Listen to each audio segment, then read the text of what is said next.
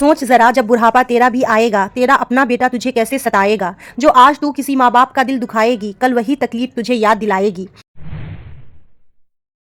अस्सलामुअलैकुम एवरीवन। आज का पैगाम उन बहनों के लिए जो शादी के बाद अपने शौहर पर सिर्फ अपना हक समझती हैं, जो चाहती है कि उनका शौहर अपने माँ बाप को नज़रअंदाज करे और सिर्फ उनकी ज़िंदगी का हिस्सा बनकर रहे। क्या ये सोच सही है? क्या ये हमारे दीन के उसूलों के मुताबिक है? बहुत ही ज़रूरी बात। बेशक शादी के बाद एक औरत पर उसके शौहर के माँ बाप की जिम्मेदारी फ़र्ज नहीं की गई, लेकिन अपने शौहर के दिल की खुशी के लिए उनकी इज़्ज़त और मोहब्बत ज़रूरी है। बेटा अपने माँ बाप का फ़र्ज़ अदा करे, ये उसकी ज़िम्मेदारी है और एक समझदार बीवी उसे इस फ़र्ज़ से दूर नहीं करती बल्कि उसका हौसला बढ़ाती है। और जब एक बीवी उसके माँ बाप के साथ मोहब्बत और इज़्ज़त से पेश आती है तो उसका शौहर उसका और भी ज़्यादा शुक्रगुज़ार होता है। ये रिश्ते सिर्फ फ़र्ज़ के लिए नहीं बल्कि प्यार, इज़्ज़त और बरकत के लिए होते हैं। इस्लाम में माँ बाप का मकाम इतना ऊंचा रखा गया है कि कुरान और हदीस में बार बार उनका जिक्र किया गया है।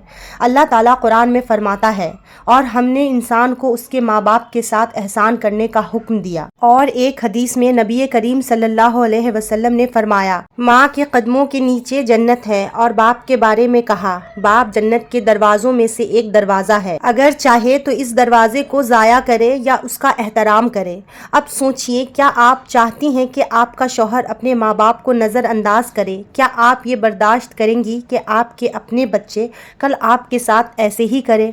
जो इंसान अपने माँ बाप का हक अदा नहीं करता, उसके लिए अल्लाह की नफ़रत और अजाब है। शादी के बाद भी बेटे की जिम्मेदारियां सिर्फ उसकी बीवी और बच्चों तक सीमित नहीं होती, उस पर उसके माँ बाप, बीवी, बच्चों सबका हक होता है। एक अच्छी बीवी वो होती है जो अपने शौहर को उसके माँ बाप की इज़्ज़त और खिदमत करने को कहे, ना कि उसे दूर करे। आजकल की कुछ बहनें ये सोचती हैं कि उनका शौहर सिर्फ उनका है, उनके माँ बाप का हक शादी के बाद ख़त्म हो जाता है। ये सोच ना सिर्फ गलत है बल्कि इस सोच के साथ आप अपने शौहर की जन्नत का रास्ता बंद कर रही हैं। सोचें, अगर आपका अपना बेटा शादी के बाद आपको नज़रअंदाज करे तो आपका दिल कैसे टूटेगा। क्या आप बर्दाश्त करेंगी कि आपके अपने बच्चे आपकी इज़्ज़त ना करें? हर इंसान जो करता है वो वापस उसके पास लौट कर आता है, यही तो मकाफ़ाते अमल है। मेरी बहनों, याद रखो कि माँ बाप की दुआ इंसान की ज़िंदगी में बरकत लाती है।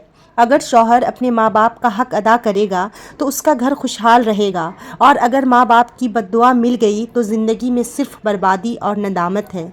नबी करीम सल्लल्लाहु अलैहि वसल्लम ने कहा, वो इंसान जलील हो गया जिसे माँ बाप के बुढ़ापे में उनकी खिदमत का मौका मिला और फिर भी जन्नत ना कमा सका। मेरी बहनों, अपने शौहर के दिल में अल्लाह का डर और उसके माँ बाप की मोहब्बत पैदा करो, ना कि उनके खिलाफ नफ़रत। ज़िंदगी का मकसद सिर्फ अपनी खुशी नहीं बल्कि अल्लाह की रज़ा और जन्नत का हकदार बनना है। अगर आप चाहती हैं कि अल्लाह आपके साथ रहमत का सलूक करे तो अपने शौहर को उसके माँ बाप की खिदमत करने से कभी ना रोको। नबी करीम सल्लल्लाहु अलैहि वसल्लम ने फरमाया, जो माँ बाप की इज़्ज़त करता है अल्लाह उसके रिस्क में इजाफ़ा करता है और उसकी ज़िंदगी में बरकत अता करता है।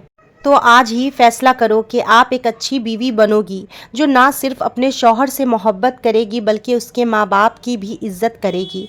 तभी अल्लाह की रहमत बरसेगी। थोड़ी सी बात अब शायरी में समझ लेते हैं। जो तू चाहे वो सिर्फ तेरा हो जाए, सोच कल तेरी औलाद तुझे कैसे रुलाए। अगर तू आज माँ बाप को छोड़ने को कहेगी तो कल तेरी औलाद तुझे कैसे सहेगी। सोच ज़रा जब बुढ़ापा तेरा भी आएगा, तेरा अपना बेटा तुझे कैसे सताएगा। जो आज तू किसी माँ बाप का दिल दुखाएगी, कल वही तकलीफ तुझे याद दिलाएगी। अपने शौहर को उसका फ़र्ज़ अदा करने दो और अपनी औलाद के लिए एक मिसाल बनने दो। आज जो करोगी कल वही पाओगी। अपने आज के फ़ैसले से अपनी किस्मत लिख जाओगी।